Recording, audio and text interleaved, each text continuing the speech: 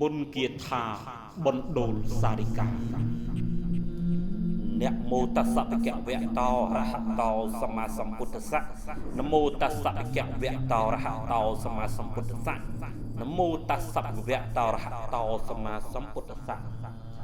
ខ្ញុំព្រះអង្គសូមក្រាបថ្វាយបង្គំប្រកាសណាគុណចាស់គ្រប់ព្រះអង្គជំរាបសួរដល់មហាជនទាំងឡាយលោកគ្រូទាំងឡាយសូមធ្វើកិច្ចគោរពពីចម្ងាយ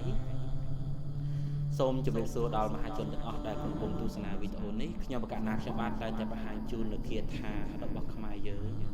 ដើម្បីឲ្យបងប្អូនរៀនបងប្អូនដឹងបងប្អូនថាយកមកបង្ហាញទីសាធារណៈអញ្ចឹងគេដឹងអស់ហើយថាបង្ហាញឲ្យខ្មែរយើងដឹងឲ្យយល់មិនចេះតែស្រួលរៀនណាទៀតតិចថាបង្ហាញគេដឹងអញ្ចឹងគេរៀនចេះឲ្យអ្នកដែលអត់មានការព្យាយាមអ្នកដែលអត់មានឧបនិស្ស័យរៀនអត់កើតទេ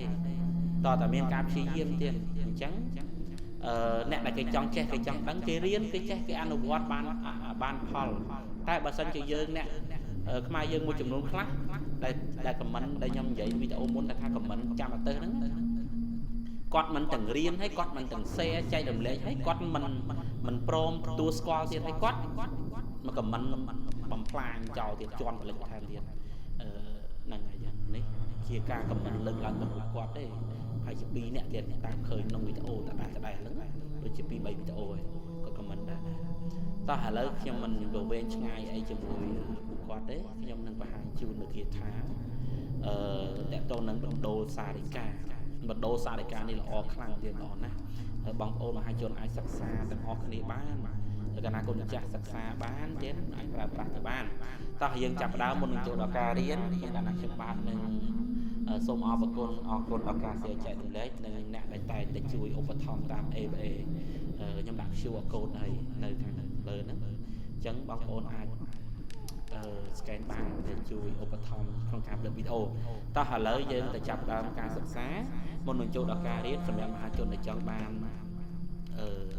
ជាប្រភេទរបស់ពាក់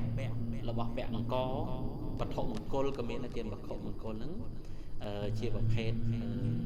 កាយសទ្ធិដែលខ្ញុំអត់បានបង្ហាញទេព្រោះក្នុងវីដេអូក្រោយខ្ញុំនឹងបង្ហាញកាយសទ្ធិវត្ថុមង្គលខ្ញុំចាំក្រោយចាំមើលតែឥឡូវនេះសូមញាតិញោមមើលតកតងនឹងថ្មិញជ្រូកព្រៃចឹងខ្ញុំចង់បានអាចអ្នកដែលចង់បានអ្នកដែលជឿទៅលើវត្ថុស័ក្តិសិទ្ធិទាំងឡាយដើម្បីយកទៅក្រុមបដិបត្តិដូចជាទៅថែស្នេហ៍ញាតិញោមអាចជឿបានទេជាមួយនឹងការប្រសិទ្ធិជាមួយនឹងការធ្វើកិច្ចជាច្រើនថ្ងៃកន្លងទៅមានការបញ្ចុះមុនគុំបល័យឋានផ្សេងច្រើនចឹងខ្ញុំអាចតកតបានចកោថ្មិញជ្រូកព្រៃដើម្បីយើងយកទៅប្រើប្រាស់ទាំងគ្នាដើម្បីបានជាការថែរក្សាធ្វើដំណើរវិជ្ជាឆ្ងាយការពីអនុការពីអីចូលបៀតបៀនចឹងទៅតោះឥឡូវកុំឲ្យវែងឆ្ងាយច្រើនខ្ញុំកណាត់ខ្ញុំបាទនឹងបង្ហាញជូននៅគាថាមួយតទៅនឹងគាថាបណ្ដូលសារិកាទៀតសារិកាយើងសិក្សាទាំងអស់គ្នាទៅណាតោះតាំងអ្នកបូ3ចប់ផងចឹងខ្ញុំកណាត់ខ្ញុំបាទសូត្ររួចចាទៀតមុនគាថាបណ្ដូលសារិកាសកវិកាសារិកាកាយោជីវហាអេហិមេម្ដងទៀតសកវិកាសារិកាកាយោជីវហាអេហិមេសកវិកាសារិកាកាយោជីវហាអេហិមេប៉ុណ្ណាឯងបងប្អូនសកវិកាសារិកាកាយោជីវហាអេហិមេបងប្អូននេះជាបណ្ដូលសារិកាទេណាយើងសិក្សាទៅ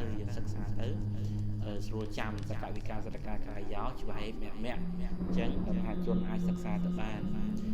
របៀបប្រើយើងសូត្រ7ចប់ទៀត7ចប់ជាមួយនឹងការមុននឹងចេញដំណើរទៅរកស៊ីមុននឹងចេញដំណើរទៅធ្វើការមុននឹងប្រកបរបររកស៊ីឬក៏ធ្វើអីផ្សេងសូត្រ7ចប់ជាមួយនឹងការឲ្យធូប5សរសៃអញ្ចឹងណាឲ្យធូប5សរសៃនៅទីសេនាសនៈរបស់យើងប៉ុន្តែចុះខ្ញុំកណាខ្ញុំបាទសង្ឃឹមថាបងប្អូនងាយយល់ព្រោះសារិកាបណ្ដូលសារិកានេះស្រួលរៀនទៀតយើងសិក្សាទាំងអស់គ្នាហើយអរគុណច្រើនខ្ញុំកណាខ្ញុំបាទនឹងសូមបញ្ចប់វីដេអូសូមនមស្ការ